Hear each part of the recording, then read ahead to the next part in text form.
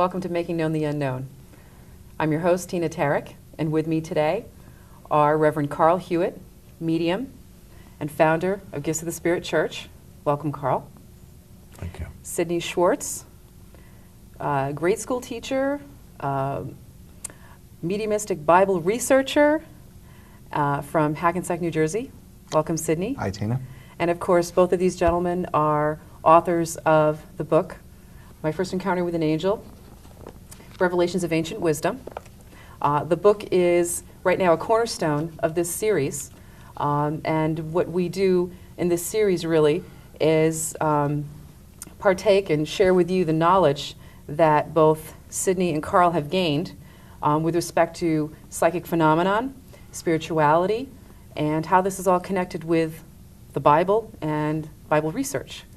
So welcome again. And our show today, which is titled Gifts of the Spirit Part 5, we will be talking about one of those things that we refer to as Gifts of the Spirit, or I should say that Sidney and Carl refer to as Gifts of the Spirit in their book. And if you will, I'm going to read this particular gift and the definition of this gift to you. And it's actually called dowsing, for those of you who may or may not be familiar with this term. And this is a learning for me. This is not something I'm familiar with. And this is how it reads. Dowsing is the ability to find water under the surface of the ground by using a divining rod. And I'll just go on a little bit further. The dowser begins walking with a divining rod pointing towards the sky. The divining rod can be a forked stick. However, some dowsers use wire rods.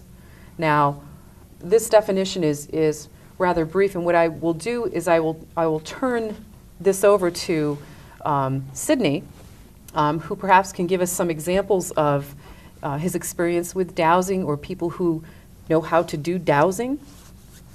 Well, dowsing, as you said, is when a person uses the gifts of the Spirit to find water. And many times people who are in the well drilling business know dowsers. And they simply, the dowser simply walks across the land with the stick in the air, and he goes into a semi-altered state. So in other words, he kind of lets his mind drift off a little bit, and as he's walking, and when he's walking over the water, the stick will point downward. If it's a pointed stick, if it's a metal rod, the rods turn a certain way where the water is. And perhaps Carl could explain how the spirit people actually influence this to happen. That would be my first question. What actually happens to somebody when this Well, pulls first off? of all, when I was a kid, before I came north, I was aware of many people that had the gift of dowsing. In fact, my father had the gift of dowsing. My mother called him a doozer, not a dowser. But I remember him going out and cutting a forked stick, and let me borrow your pen. And he would be holding these two sticks like this, and there's another point of it goes up like this. And he seemed to put himself in an altered state of consciousness, and he would stop like here, and he would walk slowly across the pasture, and he'd come to a point, and if there was a great stream of water down there where he was standing, this thing would turn, and even though he held it very strong in his hands, I've seen many times that the bark of this green limb, or whatever it was he cut, would peel off in his hands because the thing would go down. And he would stand there a few moments, and then he would say, drill down here 37 feet. And you'd go down 37 feet, and you almost, every time you'd hit almost what they call a river, underground river. And I can tell you about one fabulous dowser right here in Connecticut. Really? And there were some friends of mine that lived in Center Groton. They had this old big colonial house, but over the years the water got polluted because there were so many other houses being built in the area, and they did not have a sewer system there. And so the gentleman that owned the house, we became very good fishing buddies, and he had to have a well drilled. And so the man came out, the rig, and he set up and he says, don't start anything yet. I got to make a phone call, and I got somebody else coming up here. And he said, well, I'm getting paid by the hour, he says, and I've got to get started. And he says, well, I'm going to get a dowser here. Well, this guy started swearing like crazy, the well driller. I don't believe in this, blankety-blank stuff. And so he called up one of the senior Holdridges, you know what I mean? Holdridge. Right, I've heard of the place. Holdridge Nursery. Right, right. And he called up one of those men. Well, I didn't know any of them, but the man came up there. Within a matter of minutes, he was there. And he was fabulous. He came up and he used some kind of wires, as you mentioned, the wires, and he walked out there, and it was about, I'd say, 15 feet from where the man had the rig ready to go down. And he said, drill here. And if I recall correctly, he said, go down 72 feet.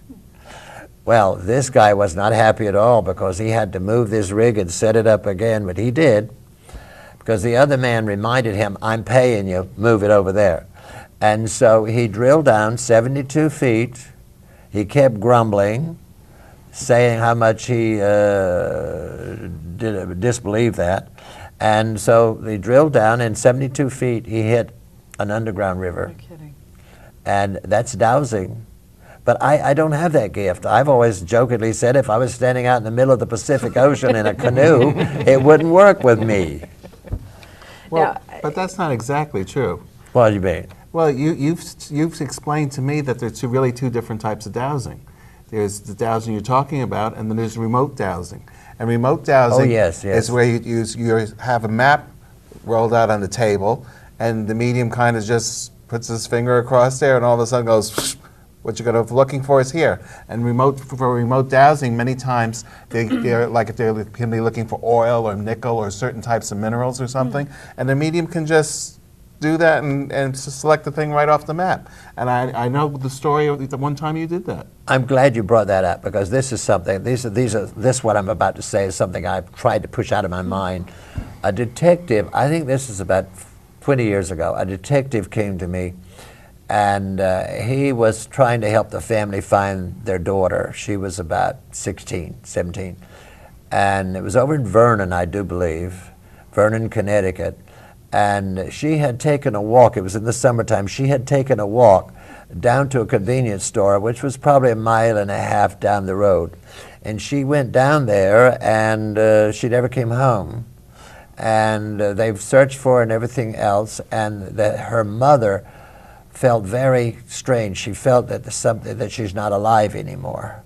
And when they exhausted everything possible to try to find her, then this detective called me and asked me if I could possibly help, and I said, well, I'll do my best. Something I don't like to do. But I said, why don't you come down here, bring me a map of North Carolina, now here we are. Bring me a map of Connecticut and Massachusetts, and I'll see what I can do. And I still don't understand this today, but I was able to tell them, unfortunately, that she's not alive, and that she was buried in a shallow grave, and I was able to tell them the sandbank where she was buried, and they did find the body there. But this is something I don't like to do, and because I pushed that out of my mind, or at least I tried to, and when he brought that subject up, boom, I remember it now.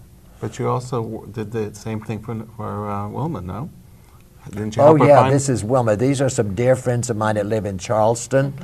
And I didn't know anything about, because every time I was in Charleston, she was always there in the class. And then she came to me at another time and wanted to know about some land they owned. They didn't say where it was, but Spirit told me it was in the state of Ohio, and it was a great deal of land, 200 and some acres. And that if they would drill at a certain place on the land, they even described the terrain, they would discover coal, and they did. They sell coal from there. They also sell natural gas from there. And to this day, they still own that land, and they draw money from that. So sometimes these things work with me, such as what he's saying, and then other times, but I don't put a lot of energy in it. So now the first type of dowsing involves some type of a Yeah. an instrument. Right, right. And if I have you correct, you could find water that way when Yes. somebody Yeah. is able to use that gift. Whereas you were mentioning minerals Yeah. Yes. Oil. and oil. Right. And then the other type would be remote Remote, dowsing, yeah. where you actually will look at a map Yeah. and then are able to find, albeit oil or maybe even, unfortunately, people. Back that are in the missing. late 60s, I believe it was, early 70s, there was a young girl, the daughter of a very high-class builder in Miami when they were building the Everglades, and this family was making a lot of money, and somebody kidnapped their daughter. They had only one child. She was kidnapped, and at the last resort, they called in a medium that did remote dowsing, and she asked for a map of Georgia. And so she was able to go through that map, and she told the police where these roads would come together. There was a road coming together here, and they came here, and way up here's another road. It was a huge triangle, and that she was in a, she was alive, but she was in a pit that they had dug and covered it over, and she was tied up so she couldn't get out of there. They were giving her food, but they wanted, I don't know, $250,000 or something like that. And she this medium was able to tell them where it was, and the state police surrounded that whole area. And did you know they found her exactly under the big live oak tree that she had described? I'm glad that they found her. They found her, and of course this medium's reputation, went to the Now, heavens. You would think that more law enforcement organizations would enlist people with gifts of the spirit, such as dowsing, to help them. But not all police are open-minded like this. Last fall, for instance, after 9/11, the police, the FBI, they treated me like I was a king, honest to God. And before that, they would laugh if you talk about somebody with their gifts. Well, let's hope that this show, slowly but surely, will open some minds. Or at least get people to start thinking about this. But there's one thing I didn't mention, and I want to get this over the air. I don't like the word psychic. The word psychic means soul and mind, and yet it's been tainted by unscrupulous people. And I want the people who watch this program to understand something. Not all people that say that they're mediums are mediums. There's a lot of frauds out there. God knows there's a lot of frauds. And just as in the Bible, there was a lot of fake, what do you call it? False prophets. False prophets.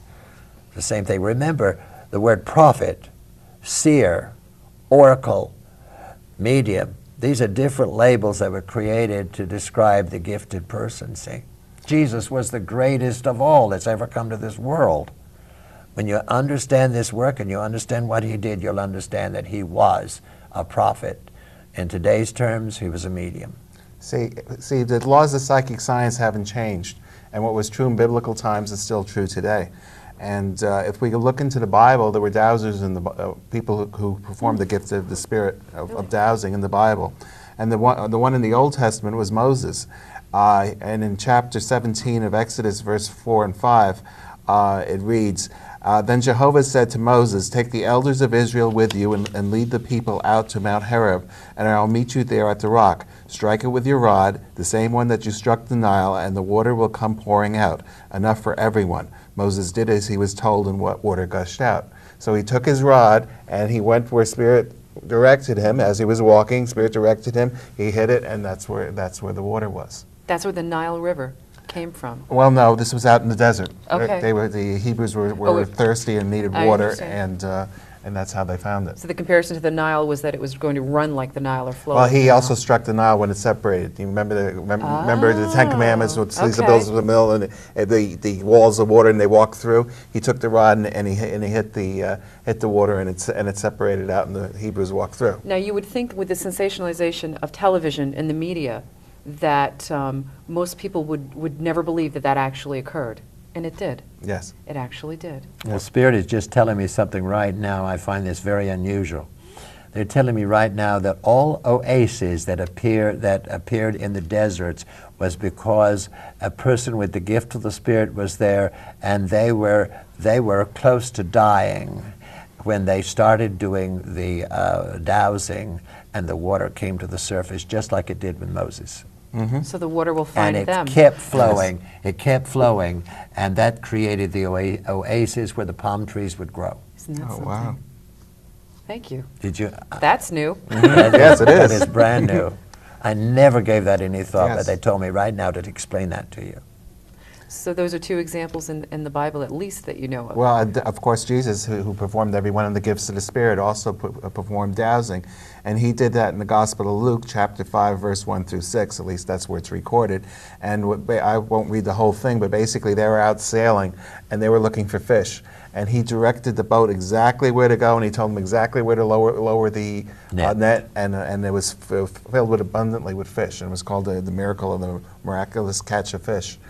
But it's the one thing you have to realize is that all these miracles that you read about in the Bible are nothing more than events of psychic phenomena. They're psychic of the happening. They're Spirit. gifts of the Spirit. So it's not appropriate to call them miracles?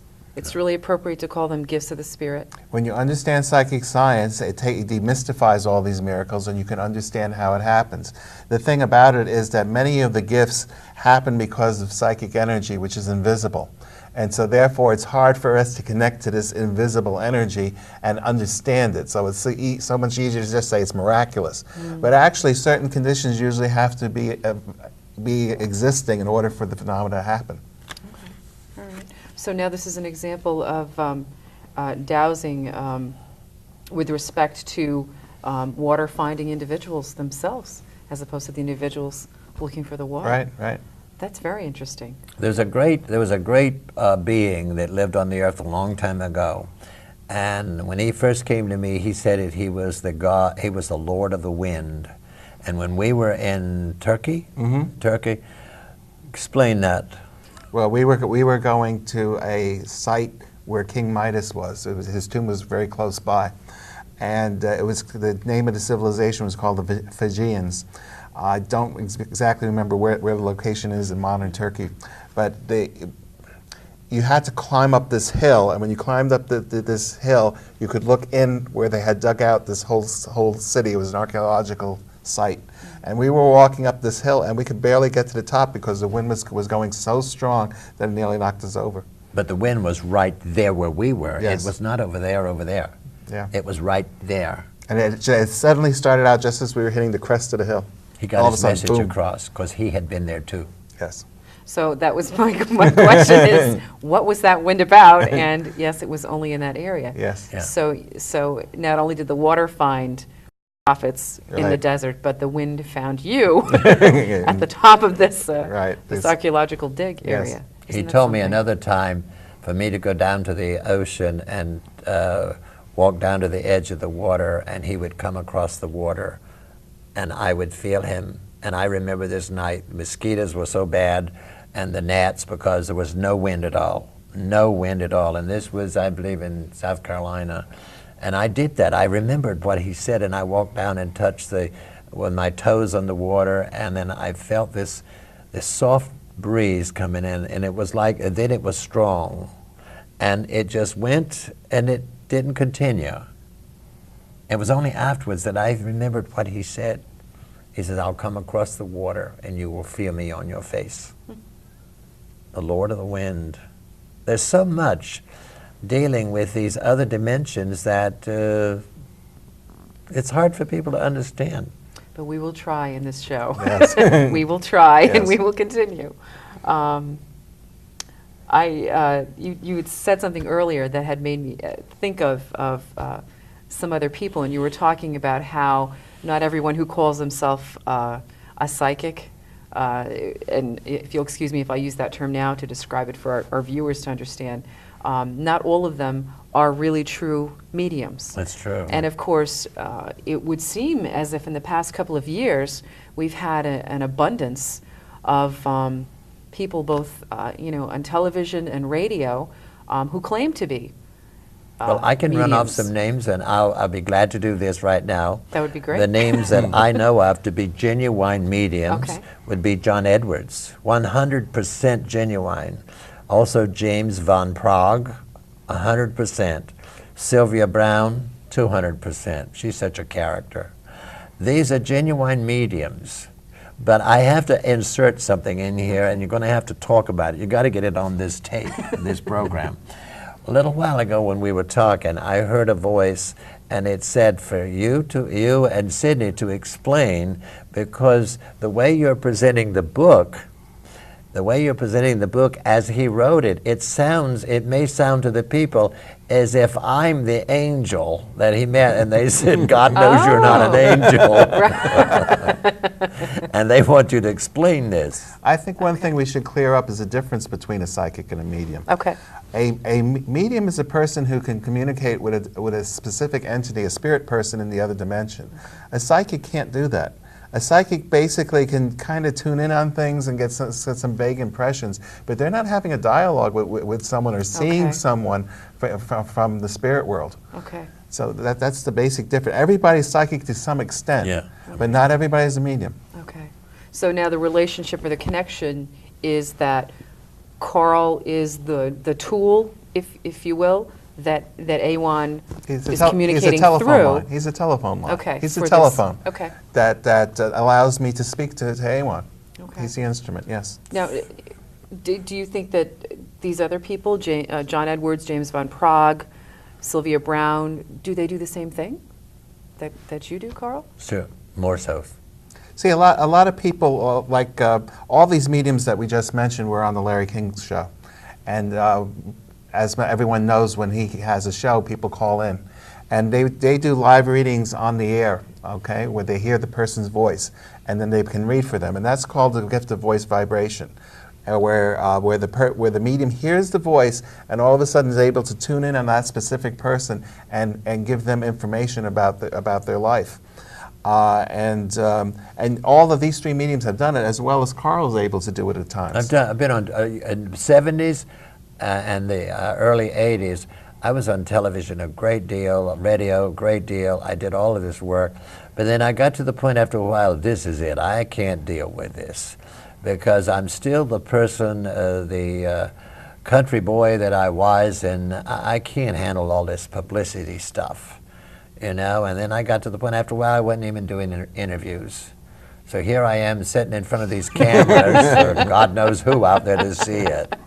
Now, you just mentioned voice vibration, Right. so that is another Another one of the gifts of the gift Spirit. of the Spirit. Okay, Yes. all right. In the Bible, and again, I tend to root everything back into the Bible because the Bible is a book of psychic history, and all the gifts can be found there. In the first book of Samuel in chapter 9, Saul's father, whose name is Kish, he's lost his donkeys, and he sends Saul out to find them.